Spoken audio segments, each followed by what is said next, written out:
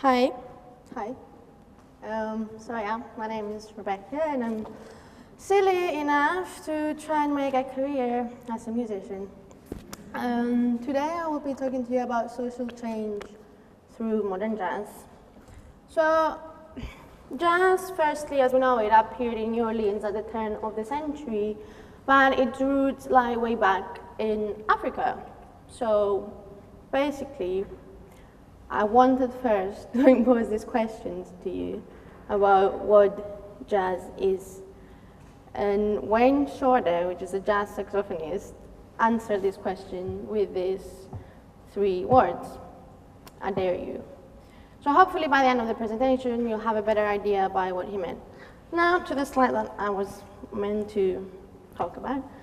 The roots of jazz basically lie in Africa, and it transported to America when, at the time of slavery, people from Africa were taken to colonial America for work. And the only thing that the masters of the slaves did not strip away from them was their music. They took their freedom, their rights, their identity, but they let them sing while they were working because they said that a singing slave was a happy slave. So we can see already how jazz can be symbolic of freedom as a tool of coping with unfortunate circumstances. And I have a short extract here of a work song from the time of slavery that became a classic today, and it's sung here by Nina Simone.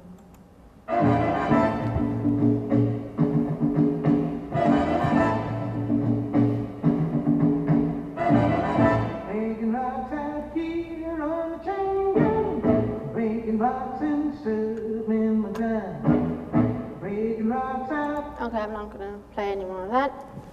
So one of the elements from slave and work songs that is more eminently transported into jazz today is collective improvisation. And I want to talk to you a little bit about how improvisation can be a model for social change.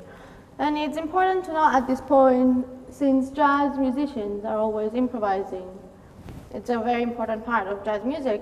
This means that the language and discourse of jazz is always evolving.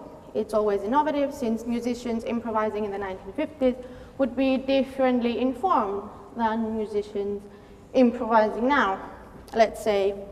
So the social implications of improvised music, the idea here, the argument, the idea worth spreading, is that when musicians from different backgrounds come together to improvise, what happens is not just music. There's something social going on, and basically they come together from different backgrounds to create music, and this can be seen as a vital model for cultural, political, and ethical dialogue and action that crosses national boundaries, artistic boundaries, and encourages new socially responsive forms of community building. And I have a quote here by AntiHubbell. Improvisation is a creation and development of new, unexpected, and productive co-creative relations among people. It teaches us to make a way out of no way by cultivating the capacity to discern hidden elements of possibility, hope, and promise in even the most discouraging circumstances. So there's a long history within the context of African American performance practice that makes this link between improvisation and social change. And I'm thinking primarily of artists that have taken the materials they had at hand in the arenas that they had at hand, prescribed archives, and made something new.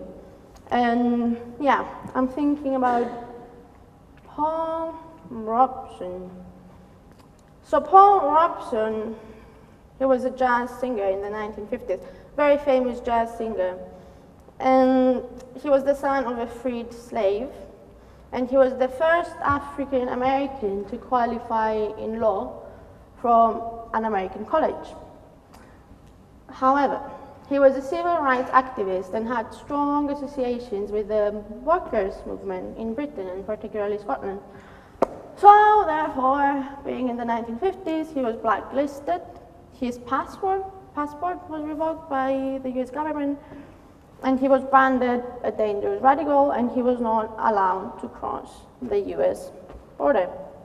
However, In 1952, he delivered the famous landmark Pitch Art Concert. And basically what he did is fascinating. He stood 1 foot from the US-Canadian border, which he was not allowed to cross. 1 foot on a makeshift stage at the back of a van and sang to 40,000 people on the other side that were there to listen to him. And he sang songs of solidarity, songs of defiance, and here we see a stunningly document of hope, how he made something out of what might have seemed a hopeless situation. He opened his concert with this line, "I stand here today under great stress because I dare, as do you, all of you, to fight for peace, equality, and for a decent life for all men, women, and children," which reflects back to the Wayne Shorter quote, which he said, what is just to you? He said, jazz is a dare you. Something else he did, he changed the lyrics to one of the songs, Old Man's Song. He improvised and changed one little word. Instead of saying, "Get a little drunk and you land in jail," he sang, "Show a little grit and you land in jail." So with that tiny change, that tiny improvisation there, he countered centuries of misrepresentations of black people in popular culture. He inserted resistance into the heart of a popular tune that otherwise might have fostered stereotypical representations of African Americans, and now gives rise to one of the most powerful examples of resistant creative practice. He used improvisation to respond to systems of oppression. So, yes, jazz from the very beginning has been about freedom, movement, and individual expression. And basically, this emphasis on improvisation and innovation sets it as a cultural backdrop to social changes. And I believe, in my opinion at least, that jazz music helped to shape and accelerate the collapse of the Jim Crow, racial segregation, and maybe even hasten the civil rights movement. Because at the time, because of Jim Crow, when a white musician met with a black musician and they wanted to play together, to share their passion, to improvise together, they were not allowed because that was the law. And however, since through the radio that was just appearing at the time, jazz started becoming more and more popular, people slowly started imposing their own little wars, I guess, against segregation. And one of these people I want to talk to you about today is producer Norman Gruns. He was in charge of the Jazz at the Philharmonic tour in the 1950s. And he conducted his own war against segregation, basically what he did. So at the time, if this was like a theater in the 1950s, there would be segregated seating, like white people, black people, and little labels, etc., also in the toilets. Negroes' toilets, whites' toilets. So he got rid of these labels. And on the ticket, he basically specified these conditions on ticket sales. And when people complained, he simply said, "You sit where I sit you don't want to sit next to a black, here's your money back."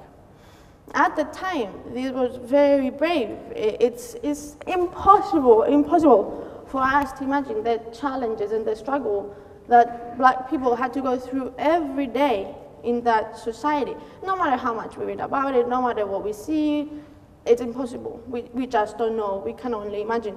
So little things like that started taking action and meaning in society. And here we can see how jazz basically became a space where a person was judged by their ability and not by their race. And in this way, it predicted the civil rights movement more than any other art in America.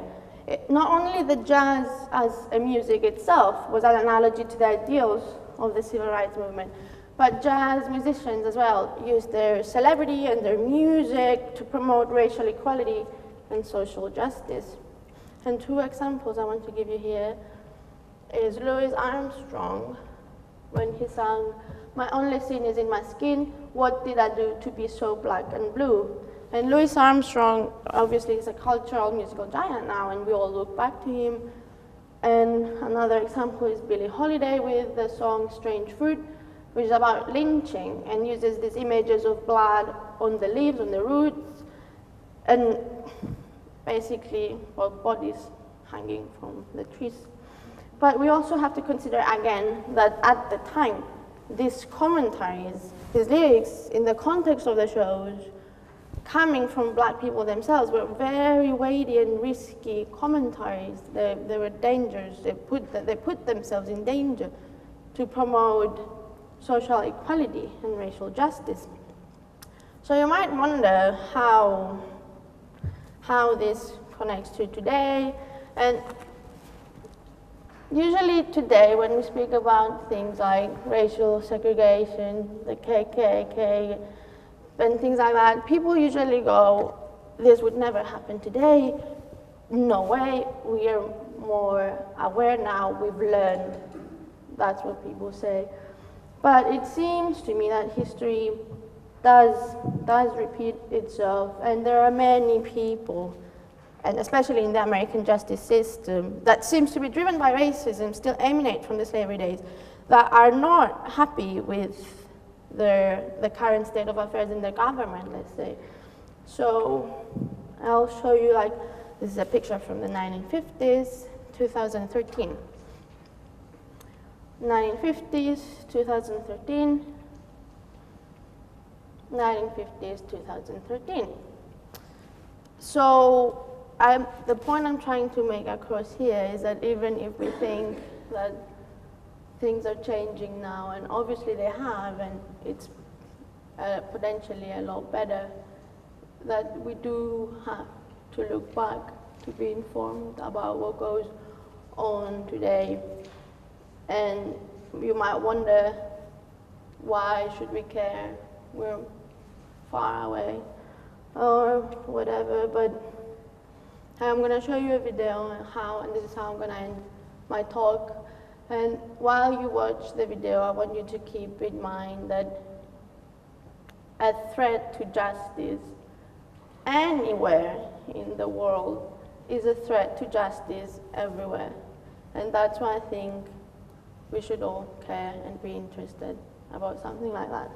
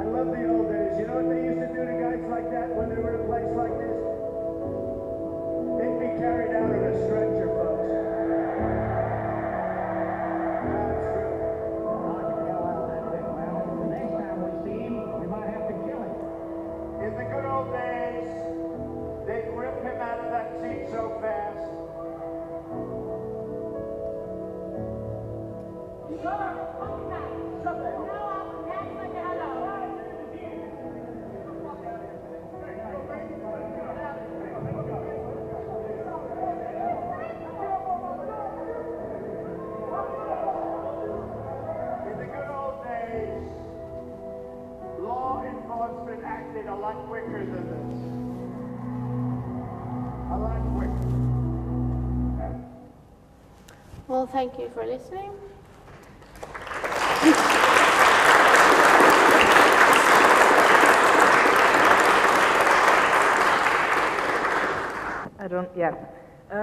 So if you talk about the context of the UK, for example, I mean, racial segregation, okay, it doesn't happen in the same way as it did in America in the 50s, but there's still a huge divide between even third-generation immigrants from Pakistan or India and white people, and it's something that you feel quite strongly when you are a person of color.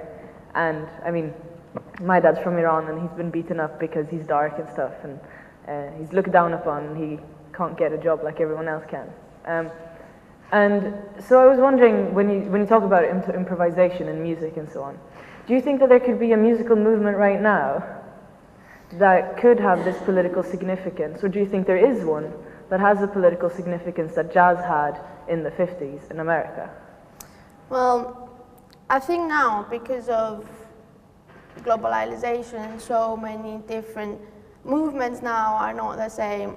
They can't work in the same way that they used to at the time, I believe. Now we have the internet, it's a lot easier to spread ideas, but because of that, I think now it's a lot easier for us to have our own personal movement against these things that we see and, you know, object to. And this is primarily one of the reasons that I like music, is because it's a field where I know I can walk into and there will be 10 people there from different races, different backgrounds.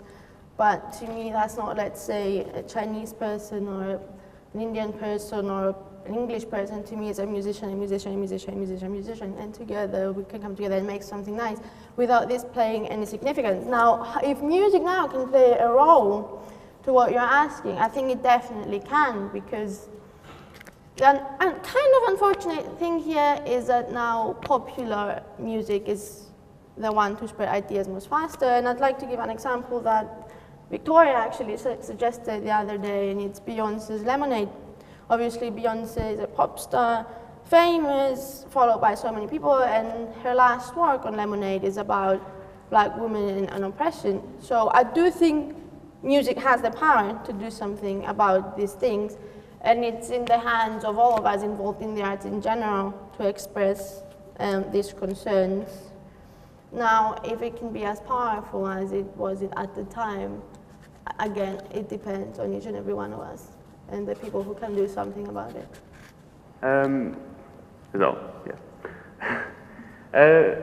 Like, through the example of what you give with jazz and music, and also within like sporting things such as the Rugby World Cup in 1995 with the South African apartheid, do you think if we didn't have these common interests and passions, that the social acceptance of Black people would be slowed down? Well, I think it would be maybe a bumpier road, because the point of art and music, but art in general, is that it strikes into our humanity, is something that we can all find something to relate to. It's about human expression.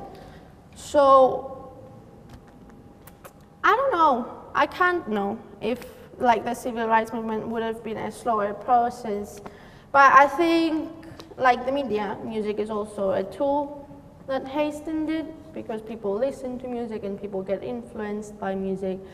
But most importantly, people, through music, can relate to matters that otherwise would not have touched them, I believe, in my personal opinion. So, possibly, but I definitely know for a fact that if, let's say, sports or arts or all these other activities that surround our human presence did not deal with things like politics and social issues, yes, it would be a shit place and nothing would ever happen in the world. I do believe that, because I think I do believe that change happens mostly through these factors that engage with us humanly, rather than, let's say, those 10 politicians that sit in the Oval Room. That's not where change happens, not for me. So yeah, I hope I answered your question. Great. Thank you very much.